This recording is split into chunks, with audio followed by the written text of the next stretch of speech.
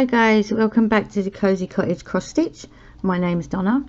For a few of you guys that are new to cross stitch, I just wanted to come on. I'm sitting here doing a little bit of cross stitch, so I thought I would come on and share with you guys just a few little tips that I've learnt across the way. What I will say to you is I am not an expert. I don't declare to be an expert. I am far from it. I have only learned how to do cross stitch on different size fabrics. I don't do linens and things like that, so when I do start doing one of them, it will be as new to me as it is to you. But at the moment I'm working on this, so I just wanted to come and share with you how I've bagged all my colours up. Everybody again is different, so yeah. This is the one that I'm working on at the moment. I sent this picture off and got a custom printed fabric to do this cross stitch with. So this is the picture. Please excuse me if it goes a bit wobbly. I am at the moment trying to work around a tripod so you guys can see a bit easier. So this is the one that I sent off for, and what you get in here is, this is like a little booklet that's got your cross stitch printed out on it. This is how the computer prints it out. On the back here is a list of your colours and all the symbols. So what I wanted to show you was how I bag mine up. I've got this gorgeous little bag here from my friend Caroline. She's Cal's All Crafts on YouTube, and she's got her own little shop, and she makes these beautiful little bags and other bits and pieces. So all I do, as you can see on here, is a list of your colours and all your symbols that are on your fabric. So you will get a large bag like this that has all your embroidery silks in, okay, and each one will be numbered. So if you look here, this is your number 842 for this particular color. Okay, so if you look down your list, 842 is right there, and it's a green sort of diagonal line.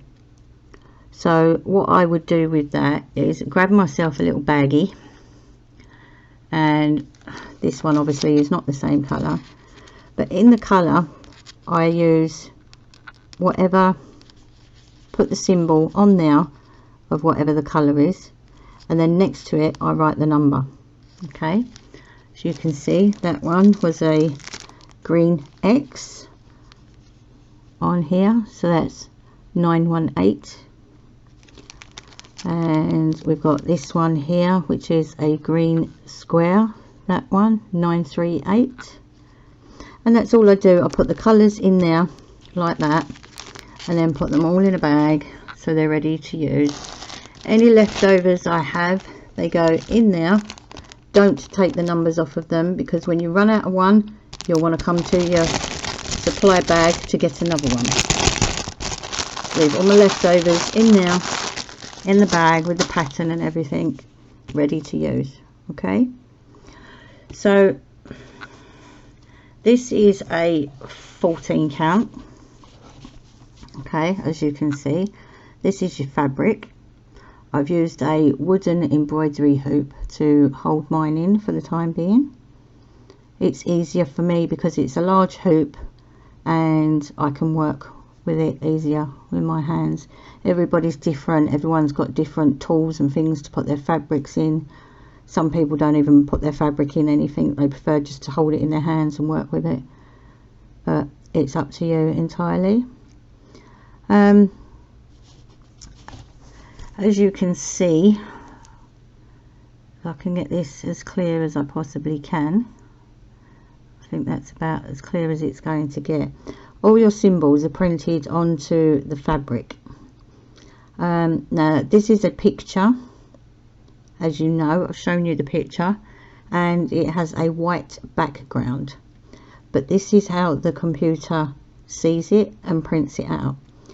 All this yellow in the background is what is white on the picture, so I will not touch any of this. Okay, and when you get this printed fabric, once you've sewn on all your colours, you wash this fabric and all these colours disappear. They're water soluble. Okay, so while you're working on it, please don't spill coffee or anything on it, because the colour will come off. Okay, as you can see, all the symbols, and you can see the fabric is in squares, a square pattern. Okay, and there is a hole in each corner of the square pattern. So if I show you here quickly, you have your square here and you have your holes in each corner. Now the idea of doing cross stitch is, when you're working on a pattern like this, always work your threads going in the same direction. So if you start from this corner and go downwards when you're working across that way, and then start from the top corner and go downwards, that's how I work when I'm coming back that way. Always keep your crosses all going in the same direction and you will end up with it nice and neat. If you work all your crosses in different directions, yes, you do still have a picture at the end of it, but it won't be so neat and tidy. Personally, that's what I think anyway. So what we have here, as you can see, I've done a bit of it already. Please excuse me. So I'm working with this one here, okay, where you can see these lines coming across here. Now I know this is black, and I know that black is a 310. So with a 14 count, you're only working with 2 strands. When you get your thread, okay, let's find an end for you so you can see.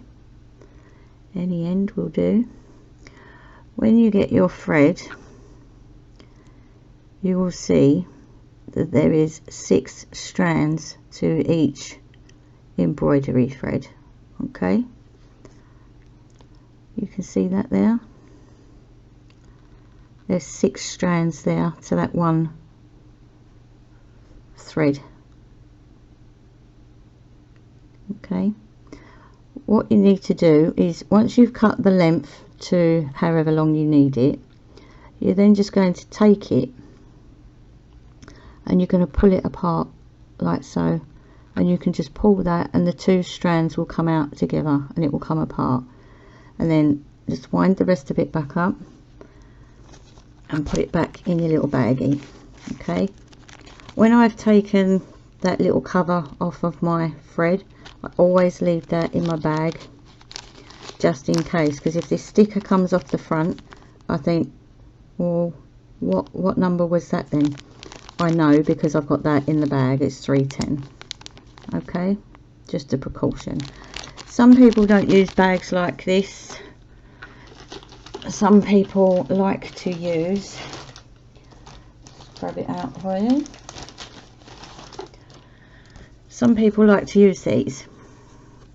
Okay, and when you get your list of colours, let's move that out of the way again quickly. When you get your list of colours, as you can see, there is, you've got your symbol, you have that color, that number there, which is the color of the thread that you're using. Then this number here is how many you've got on there. So there's 38 different colors. Okay, so number 38 will be yellow, and that's the number of the thread. So what they do is they give you enough of these that you can put your strands onto if you wish to work that way, and you just tie them over there and then they all hang on that. But I prefer to keep mine all together nice and neat in a little bag with the numbers on. So as I said, everybody is completely different. Okay, once you have your, let's move that out of the way. Once you have your strand like so, this is the 2 strands that I've pulled from out of one of the 6 strands. Okay, you're going to have your needle. Everybody threads their needles differently. I like to pinch mine on the end and then just pop it through the end of the needle like so. Okay, now this is going to be a bit harder to show you because I'm trying to work this close to the desk with fabric and a needle and show you how to do it. So what we're going to do is I'm going to be working on this colour here. Okay, so where the crosses come down here, so I'm going to tie off my thread at the back here, and then I'm going to work down here this way across this symbol. Okay, so if I turn this over, I'll show you whereabouts was I. Okay, so I need to be that side. So what I've done on the back, everybody's different. This probably is messy to some people. Other people do theirs extremely neat. Other people just make a mess everywhere with their threads. Doesn't really matter if you're going to frame it. Doesn't really matter what the back of your work looks like. So if you can see here, I'm trying to get this as close as possible for you. I'm going to go through there. Okay, so I'm just going underneath a couple of the threads that's already there. Okay, leave a little bit of a tail there, and then I'm going to go back in through that first one, just like if you were sewing, like so. Pull that through and then tuck it back through there, so you're knotting it off at the end. Okay, now that is quite tight in now, it's not going to go anywhere. Okay, so then turn your work back over on here. Okay, and all I'm going to do is, if you run your needle along the back of your work, okay, you can see it just pops up through the holes like so. Okay, so you don't have to keep constantly looking at the back of your work. You can flip it over and just, some people only work from the front of their fabrics. I prefer to go up through the back and then down through the front. Some people like to work across their stitches like that and only work from the front, which is okay, but if you've got it nice and tight in a hoop, it's a lot harder to do. So I just like to work like that, go down through there, and then I will move on to the next one in the row. I don't cross every single stitch. I go down a row first, and if I'm only missing a couple of stitches, I will not bother to tie it off at the back and retie it. I will just continue, because by the time you've tied off the length and redone it, you're wasting all that thread tying it off anyway, so you might as well just skip the couple of stitches. But I work all the underneath of my crosses first, going the one way.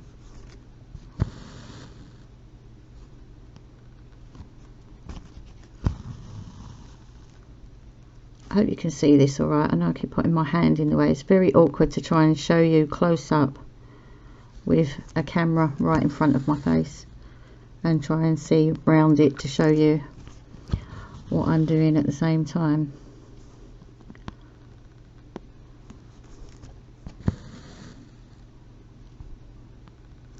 But as I said, there are lots and lots and lots of videos on YouTube. if you guys want to go and have a look and have an investigation. As I said, I am no expert.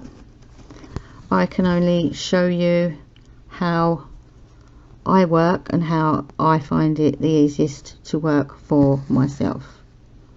Everybody is different. Some people don't like working with aidas like this. Some people prefer to only work with linens and work with a 2/2, etc.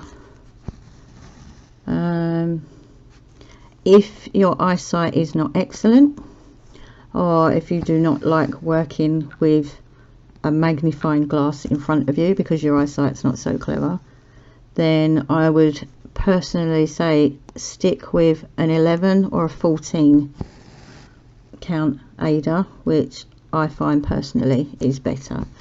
This is a 14. I can see the stitches perfectly on this. I can see the holes in it perfectly. I can see exactly where I'm working on it. Okay, so I'm just gonna continue along this row.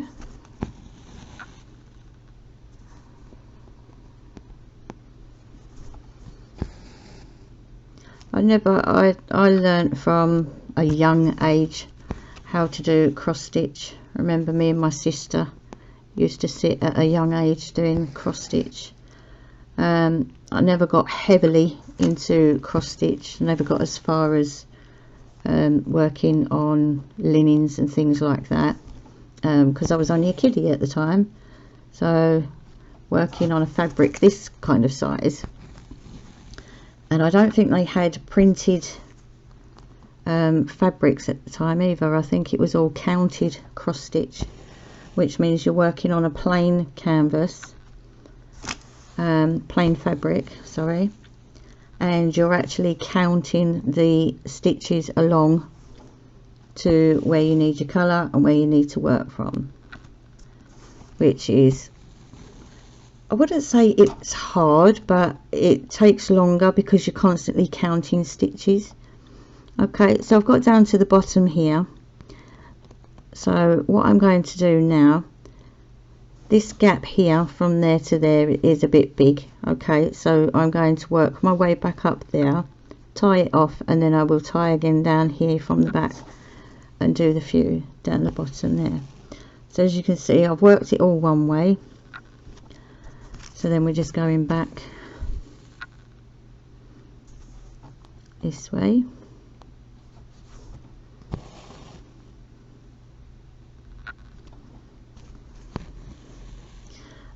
Difference between an 11 and a 14 as well. An 11, you're working with 3 strands of cotton, and a 14 you're working with 2 strands of cotton. Again, that's how it should be. If you want to do it like that, is entirely up to you, but that's how it should be worked. Come on, cotton, move on my needle.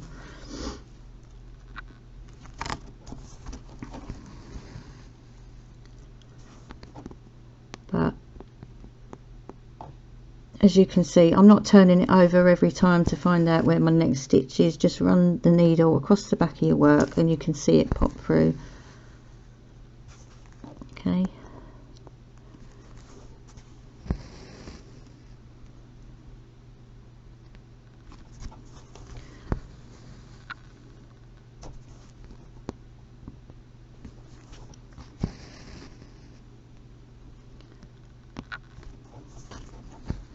Now I know how the other ladies feel when they say it's really hard to try and work around a tripod when you're trying to do something up close. Yes, it is. Job for neck ache, that is. I'm glad I don't do this very often. If you ladies have any questions, I will do my best to try and answer them. If not, I'm sure there are plenty of other ladies on here that enjoy doing cross stitch. They're probably a bit more experienced than I am. As I said, I'm no expert. I come on to design cross stitches. I don't do them very often, but I thought, do you know what, I haven't done one in such a long time, so I thought it would be nice to get one made up of a picture that's been put up for cross stitch design, and yeah, come on and do one. As I said, the patterns that are on the Facebook group, if you remember, if you purchase the pattern, you do not have to sit there and use it as a counted cross stitch and buy all the stuff to go with it yourself. You do have permission to send the picture to a company to have a printed custom cross stitch done like this, the same as I have done. I personally find it so much easier to work with this because you can see where you're going and you don't have to count all your stitches as you're going along. So entirely up to you guys at the end of the day. Okay, so that's that there. I know I have a few more over here to do, but I will probably come down and work from that way and do the edges there. I just wanted to show you that quickly, and then again, if I can flip this over very quickly and then just show you again on the back here. If I can show you, just take it through a couple of stitches on the back like so, needle through the hoop, pull it tight, and there you go, that's knotted off like that, and then just snip it off. There you have it, and then you move across and do some more, and then move across and do some more. There you go, as you can see. Okay, so I hope that helps anyone that's new to this out there. Just wanted to show you, if you've not done it yourself before.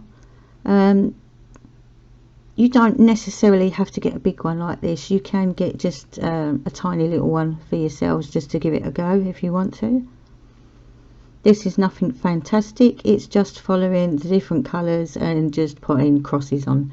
There's no half stitches or anything in this one, so yeah, it should be quite straightforward. It's just literally following where the symbols are. So that's it for today, guys. I'll leave you with that. As I said, if you have any questions, please don't be afraid to ask, and I will speak to you all again real soon. Bye for now.